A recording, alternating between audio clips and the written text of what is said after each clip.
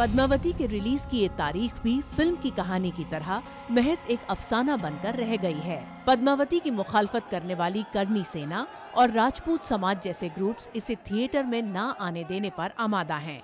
इस नतीजे पे आए हैं कि भाई फिर फिल्म हम भी नहीं चलने देंगे। हम अपनी विरासत को भी जानते हैं, अपने इतिहास को भी जानते हैं। फिल्म की मुखालफत इस बिना पर हो रही है कि इसमें राजपूत रानी पद्मावती और अलाउद्दीन खिलजी के बीच इंटीमेट सीन्स हो सकते हैं, जो राजपूतों की शान के खिलाफ हैं। फिल्म के डायरेक्टर संजय लीला भंसाली ने कुछ चुनिंदा लोगों को ये फिल्म दिखाई, जो इन अजम्पशंस को पूरी तरह खारिज करते हैं।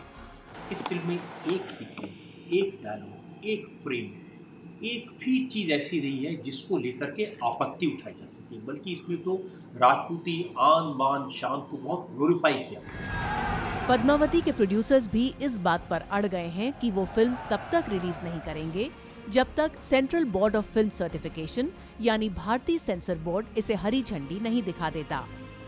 सेंसर बोर्ड फिल्म का पेपर वर्क पूरा न होने की दलील पर इसे एक बार पहले ही लौटा चुका है।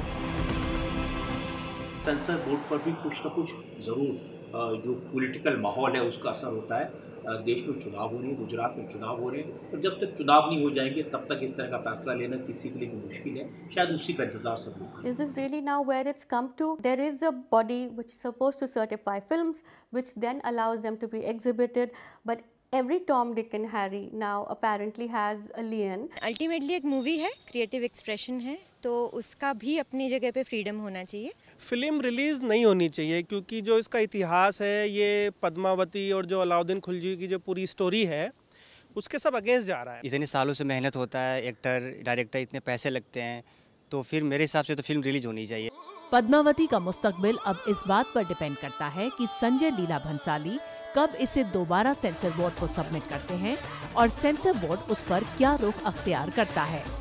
ऋतुल जोशी, उर्दू VOA, दिल्ली।